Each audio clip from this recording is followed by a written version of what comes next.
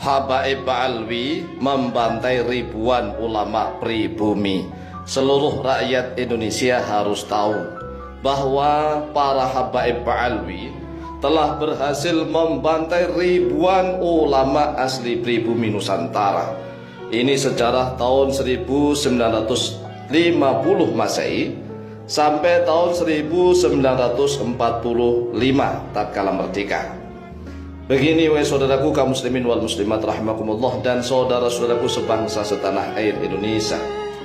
Sejak pemerintah Hindia Belanda sengaja mendatangkan orang-orang Yaman ke Nusantara dengan ditetapkan sebagai dzurriyyah Nabi Muhammad SAW, maka ribuan ulama asli pribumi menjadi agak sedikit gentar dan sedikit takut kepada VOC Belanda. Mengapa? Karena orang-orang Yaman yang dirawat oleh VOC Belanda disuruh membuat fatwa haram dan melarang seluruh warga pribumi yang mengadakan aksi perjuangan melawan VOC Belanda. Akhirnya setiap ada aksi perjuangan para ulama, para kiai dan rakyat pribumi yang melawan Belanda, maka tentara Belanda dengan bebas dan seenaknya serta sangat kejam membantai para ulama, kiai dan rakyat pribumi. Karena perbuatan tentara Belanda itu dilindungi oleh fatwa orang-orang Yaman yang ada di Nusantara. Yang membantai siapa? Yang membantai adalah tentara-tentara VOC Belanda. Yang memberikan fatwa siapa? Yang memberikan fatwa adalah orang-orang Yaman, Habaib Alwi yang ada di Nusantara. Inilah kekejaman mereka. Oleh sebab itulah rakyat Indonesia harus mulai sadar sesadar-sadarnya. Setelah perjuangan rakyat Nusantara yang dikomando langsung oleh para sultan di Nusantara mulai melemah melawan Belanda, ternyata perjuangan rakyat Nusantara tidak pernah padam. Bahkan semakin kuat dikomando langsung oleh para ulama, oleh para kiai asli pribumi. Hingga pada tahun 1825 Masehi sampai 1830 Masehi terjadi perang Jawa besar-besaran yang dikomando langsung oleh Pangeran Diponegoro, oleh Kiai Mojo, oleh Sentot Prawiro-Dirjo dan ribuan ulama dan kiai Nusantara. Kemudian perang Patri kedua tahun 1831 Masehi sampai 1838 Masehi yang dipimpin Tuanku Nan Renceh, Tuanku Pasaman, Tuanku Imam Poncol dan para ulama yang lainnya.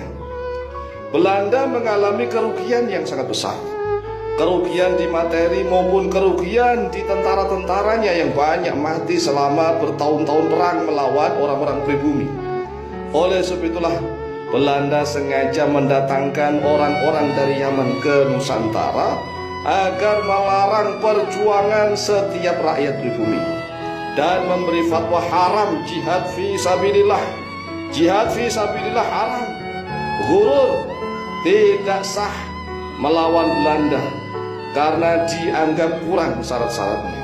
Ini adalah produk fatwanya orang-orang Yaman yang membantai ribuan para ulama dan kiai asli Nusantara yang menjadi pejuang membela tanah air demi kemerdekaan seluruh bangsa di Indonesia.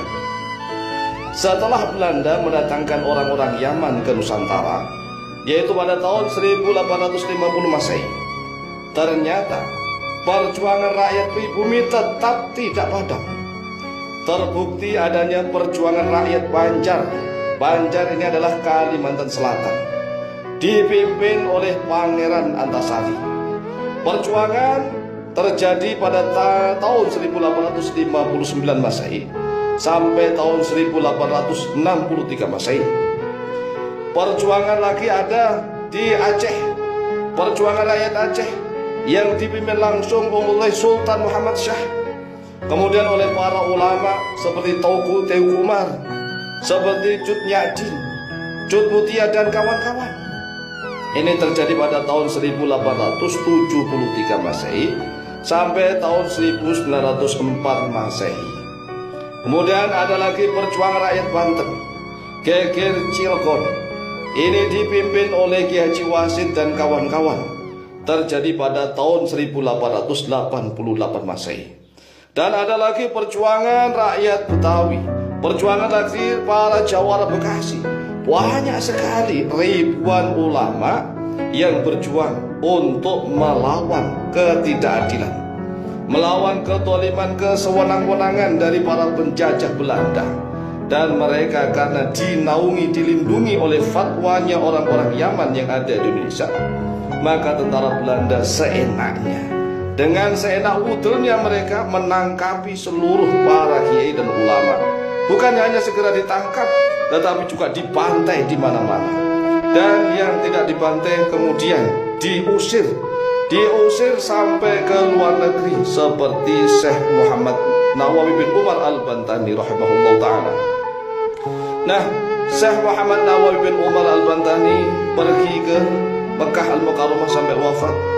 Kemudian Syekh Muhammad Mahfud Irmas di Mekah Al-Mukarramah sampai wafat. Syekh Mukhtar Al-Bukhari, orang Bogor asli, di Mekah Al-Mukarramah sampai wafat. Syekh Ahmad Khatib Al-Minangkabawi, orang Minangkabau, di Mekah Al-Mukarramah sampai wafat, gak pulang-pulang. Nah, kalau pulang mereka dibantai oleh orang-orang Belanda. Tapi aneh, orang-orang Yaman yang ada di Indonesia hidupnya enak, kebenak, aman, nyaman, sejahtera. Ini kan harus diungkap fakta sejarah ini. Jadi kita harus tahu mengapa orang-orang Yaman yang datang di Indonesia ini hidupnya enak, kebenak, aman, nyaman, sejahtera, adil, makmur, sentosa. Karena memang mereka rata-rata diurusi oleh Belanda. Mereka menjadi antek-antek, jongos-jongosnya penjajah Belanda. Sedangkan para kiai dan ulama asli pribumi harus berjuang untuk merebut kemerdekaan. Tetapi mereka dicap sebagai pengacau, dicap sebagai perusuh, membuat rusuh negeri, pengacau negeri, memberontak kepada pemerintah yang sah, yaitu pemerintah Hindia Belanda. Ini kan fatwa yang kurang ajar. Lawan pemerintah Belanda ke Indonesia itu merebut tidak sah. Mereka itu bukan orang Nusantara, tetapi oleh orang-orang Yaman dilindungi fatwanya itu. Inilah yang harus kita buka. Oleh sebab itulah, wahai saudaraku kaum muslimin dan muslimat rahimakumullah, sudah saatnya kita ini harus tahu kebenaran sejarah. Mengapa orang-orang Yaman tidak dikejar-kejar, tidak diusir oleh Belanda? Ya, mereka memang rata-rata didatangkan ke Indonesia untuk memberi fatwa.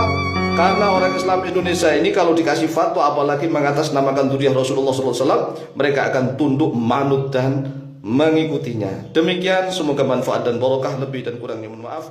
Wallahu ta'ala a'lam.